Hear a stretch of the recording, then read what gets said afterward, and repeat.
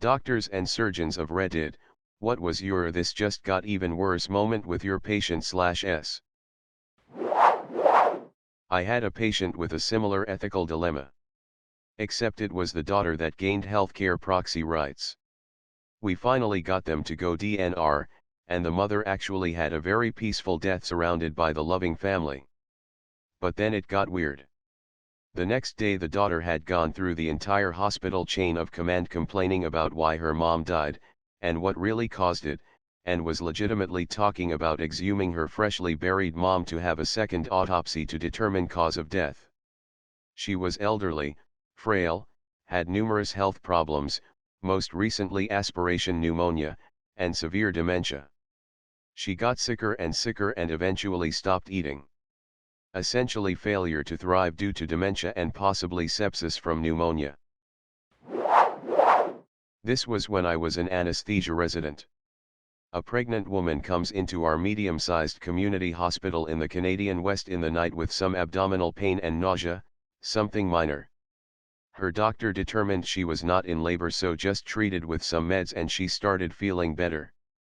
She was about to be sent home in the morning when the new obstetrician for the day noted that the patient's blood pressure had dropped. The new doctor felt the patient's uterus and it was exquisitely tender, and the patient is feeling very faint now. Now the diagnosis is likely uterine rupture, basically a hole burst in the womb, so she was rushed to the OR for an emergency C-section, and that's where I get called in to help my staff. Uterine rupture is bad enough, but when they get in there and remove the tiny preterm baby they discover that it wasn't a uterine rupture but a placenta percreta. That's when the placenta grows through the wall of the uterus and into the surrounding organs, in her case into the bladder. We rush the patient from the small OB floor or to our biggest OR, call in more surgeons including a urologist, and me and 2 other anesthesiologists start a massive blood transfusion protocol as she's bled so much. This condition is usually able to be screened for on prenatal ultrasound, but the patient had skipped hers. If known beforehand, she likely would have been sent to Toronto for the risky and delicate surgery. If she had gone into labor to try to deliver normally, she would have very likely died. She and the baby did totally fine. A couple hours after her several-hour surgery, she was awake and chilling with her healthy baby. Had a woman about 3 weeks postpartum come in through the ER with excessive bleeding. That's fairly unusual timing for that particular problem, normally happens a little closer to delivery. So I took her to the OR for a D&C, expecting a little retained placenta and that the bleeding would improve as soon as I got it out. Boy was I wrong. As soon as we got in the OR she started hosing out blood. This was the fabled audible hemorrhage. Profound uterine atony. Suctioned her out real good but it didn't really help, so I did a bimanual uterine massage. Imagine putting your hand in a boxing glove and then massaging the glove with your other hand, until they could bring me a uterine tamponade balloon. That's a big balloon you fill with saline inside the uterus to apply constant pressure. Plus all the meds we gave to make the uterus contract to hold pressure against itself. Finally got the bleeding stopped and she did okay once we gave her some more blood. Final blood loss estimate was 1,000 cubic centimeters in the ER plus another 2,000 cubic centimeters in the OR, plus whatever was at home and in the car, had to drive herself because her boyfriend wouldn't bring her in. Best part is that pathology report never showed any retained placenta, her uterus just tried to murder her that night. I got a thank you card from her a few weeks later with a handwritten note in it, "Thanks for saving my life I guess LOL."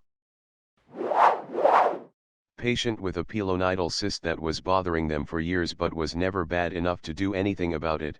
For those of you who don't know what this is, it's a cyst which can be very large at the cleft of your buttocks caused by hair or hairs that burrow deep under the skin.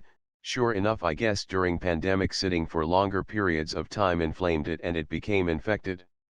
So normally if there isn't surface draining needed we refer to a surgeon for treatment, but this one peculiarly had opened on its own and was said to have been slowly draining for weeks. We've all seen dry pimple popper, so I thought I should have a closer look.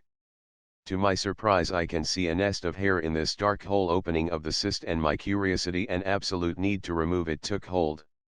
As disgusting as that is, you can imagine years of pus and hair under the skin festering. Nothing can prepare you for when that bundle of hair, acting like a plug, releases behind it the most foul-smelling pus explosion that, luckily, hit most of my mask, but bridge of my nose and eyebrow.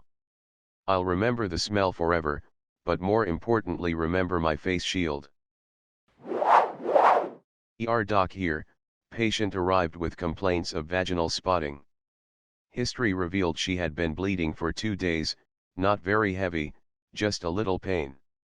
Stated it started after her female partner had been a little rough during their last sexual experience. Physical exam revealed a complete tear through the posterior vaginal wall into the rectum, consistent with what we would usually see during a difficult childbirth. The situation was a bit fishy given the amount of trauma and the backstory, so I ordered the usual tests: blood count, coagulation panel, chemistries. In accordance with our protocol, she was definitely going to surgery, tacked on a urine pregnancy test, even though she denied the possibility of pregnancy given her sexual preferences. The pregnancy test came back positive. Needless to say, this opened a huge can of worms. Turns out, she had delivered a child 2 days ago in secret but didn't tell anyone. Had been hiding the child from her family/girlfriend.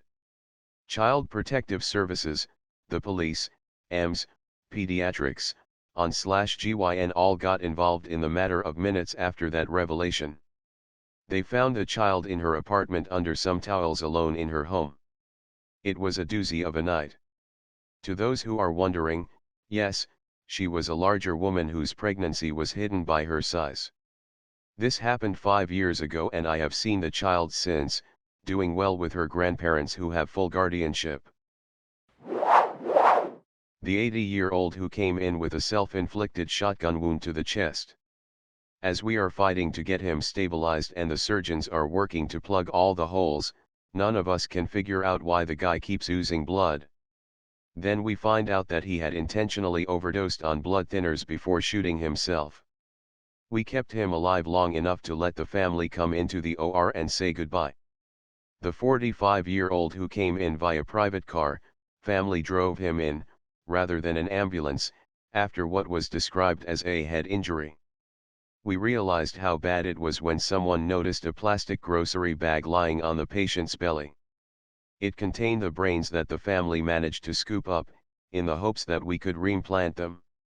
The 30-something meth addict who also had a permanent catheter infusing life-saving medication directly into his chest for pulmonary hypertension. He came into the ICU with pH crisis, and then we found out why. He had been injecting meth into the catheter, creating a hole through which his life-saving medication leaked out. Medicine is a lot of things. Sometimes it's just tragic.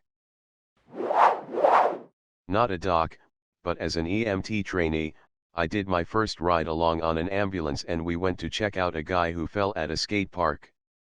When we got there he was conscious, could walk, and talking coherently. He'd fallen and hit his head, no helmet. But we did a full inspection anyway, careful avoiding the obvious bruise forming above his eye. Not much blood, pupils were normal, didn't seem bad, probably concussion and a black eye. Well, he could have turned us down, but we talked him into coming with us to the ER just to double check everything. So we get him in the ambulance, lay him down, and it was my job to check his blood pressure. It had gone down significantly since first check. Well, it didn't take long and he seemed to be losing consciousness, getting sleepy, and then, he starts throwing up blood. That would be the things just got even worse moment. We turned on the sirens at that point, the paramedics started fluids, blood pressure kept dropping, it was no bueno. He was unconscious by the time we got to the ER. It sounded like he just barely got there in time. Head wounds bleed a lot as we found out, and not always obviously. That part we skipped, touching the bruise above his eye because it was obviously going to hurt him. Well, we shouldn't have skipped it. If we had, it would have felt super mushy, because all that bone around his eye and cheek was crushed. And all the blood. Well, it was draining down his throat and into his stomach. This will probably get lost, but surgeon here, some young guy 21Y/0 came in the ER 3 a.m. with a stab wound. He waited hours before he decided to come in, laughing and joking around, brought his whole family and friends, mom, dad, brothers, and friends. Was a trauma level 1, brought him immediately to the trauma room, systolic B/P70S with HR150S. His body was trying to compensate for loss of volume. As soon as we brought him to back, he coded and he was never brought back. Last-ditch effort was made and a manual cardiac massage was attempted. They crack your chest open and manually pump your heart to restart it. The knife had nicked his abdominal aorta and it completely ruptured, liters of blood spilled into the floor. It was like a scene from a movie. Meanwhile, his friends were having a pizza party in the waiting room, laughing and having a good ol' time when we had to tell them he died. All hell broke loose and they stormed the ER by force. Security and police were called, punches were thrown. His brother got a glimpse of him and yelled, "You killed him." He came in walking in whistling like nothing, and you guys murdered him for his organs. Punches were thrown, people were tossed. Good times. Not a doc, but I used to work for radiology in a small hospital and was there kinda Mr. Everything we don't want to do, lifting, security, transport, babysitter, etc. A young mid-20s couple gets brought in on backboards after a car wreck. Middle of February, ICAF, and the guy rolled the car. The girl gets a bed in the ER. She's mostly fine, beat up quite a bit but still coherent and talking. A state trooper is in her room with her. The dude is complaining but overall seems fine. She's asking me to see him and I tell her that they're stabilizing him and he's not going anywhere. She says, "What does that mean?" Over and over again, and I tell her that he's in a bed on a board, so he can't move. She's freaking out.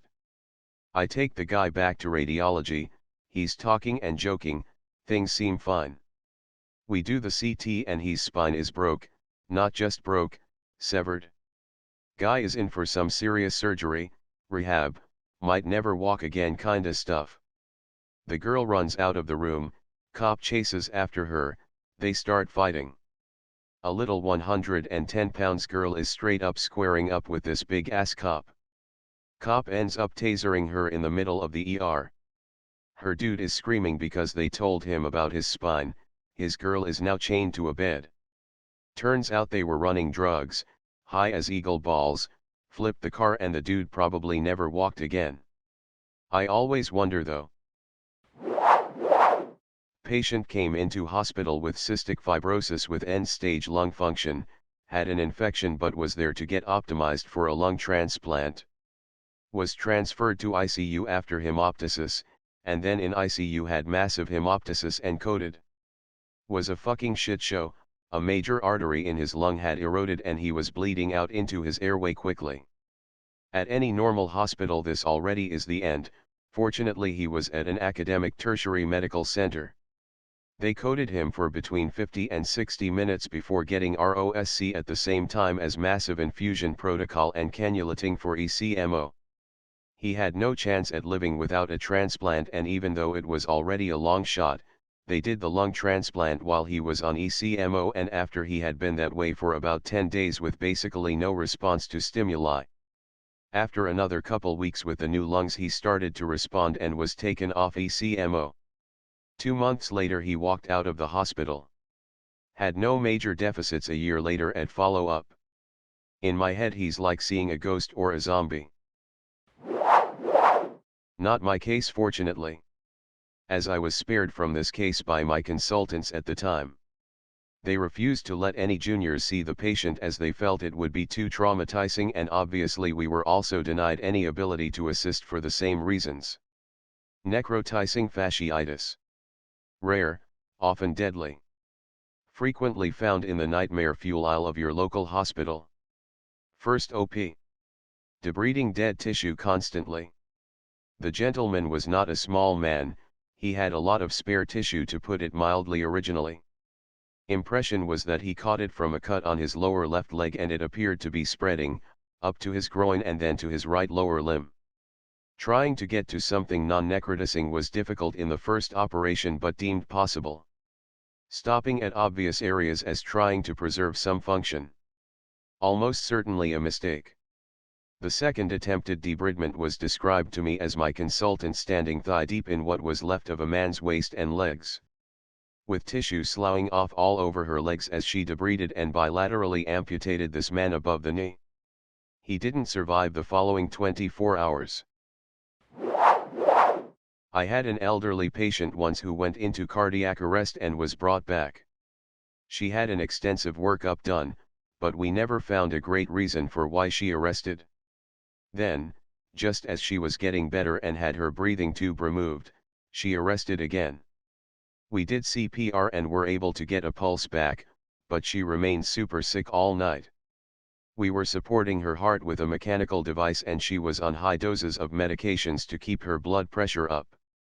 We were doing everything possible but things were not looking good. We ended up calling her elderly husband and asked him to come in as we were worried she would not survive the day. Her husband told us he would be there within the hour. Well, 2 to 3 hours passed and he didn't show up. We tried calling and couldn't reach him. Then somehow someone found out that he was actually in our ER. Turns out he had left his house, fell, and broke his hip. As we hastily tried to arrange a way to get him upstairs from the ER to see his dying wife, she arrested again. We were actively doing CPR as they wheeled her husband on a stretcher in a casted leg to her bedside, at which point he called off the code. Everyone was crying. It was pretty awful. Nurse here. Midwife let a mom go through over 8 hours of the pushing stage of birth to the point the mom went into severe decompensation, blood pressure plummets, saturation drops, fetal distress, etc. In Canada, midwives practice separately from doctors and nurses. They usually just have an agreement with hospitals to use the beds, although medical care is available if the delivery becomes high risk. Doctors take over and go in for emergency C-section. Realize the arteries in the sides of the uterus are ruptured due to pulling away from the strained uterus and extensive pushing. Baby came out fine but they had to work on mom. Finally close her up only for mom's pressure to plummet again. They open her back up and realize another artery was bleeding, so they clamped her aorta until they could repair the damage. I.e., her lower body didn't receive blood flow for several minutes. They replaced her blood volume at least 3 times throughout. Finally the team stabilized her but were afraid of anything else unexpected, so they packed her but left the wound open, then sent her to ICU. I received baby in NICU. Baby was okay. Mom survived, although didn't find out much more. Surgeon, I was repairing a self-inflicted gunshot wound with unknown history. I take face trauma, so it's not an unusual call. However, I couldn't make sense of the anatomy. He had shotgunned the roof of his mouth and cornflaked his palate and maxilla, but typically you can piece it back together. I soon came to the realization that it wasn't normal anatomy. He had a giant squamous cell carcinoma tumor infiltrating and eradicating his palate and maxilla, and had blasted the tumor. Although he survived the gunshot, he would not survive this cancer. There are a few things worse than death, amongst them is uncontrolled head and neck cancer. You lose the ability to taste/eat, talk, smell, breathe through your mouth, eventual emergent airway like tracheostomy or laryngectomy, with the exception of the taste and smell of your own purulence and fetid tumor, accompanied by perineural invasion of the trigeminal nerve leading to severe pain, and eventual dementia and death. All the while you're disfigured and fear-inducing to others. He had just seeded it everywhere and removed any chance of palliative surgery and radiation. We did this man no favors by saving him. Also, get the Gardasil vaccination. Can prevent this. Intern year. This happens right at handover as I'm coming on. Patient had dysphagia from multiple intubations, inability to swallow well, weakness in the swallow muscles. Nosebleed starts. He had nosebleeds before that weren't too serious. It's still going, we are giving Afrin, vasoconstrictor in the nose to tighten the blood vessels, and holding mad pressure. And is like OMW and rushed over. And looking inside the throat, there is a clot in there. I watch as the clot falls down this man's throat. O2 sat 98% 60%, HR 140-50. I immediately know this guy is about to code.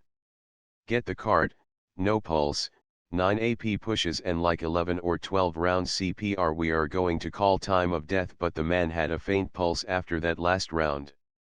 During the code, anesthesia intubates the patient immediately after CPR started and pulls out a bratwurst-sized clot out of the trachea. Damn, he bled way brisker than we could see. He still died that night due to shock, low BP, despite 3 pressors, blood pressure raising medications, being maxed. Honestly, it was a miracle he survived the initial illness that brought him into the hospital, but I still cried when I got home because it was a particularly difficult death for me to process.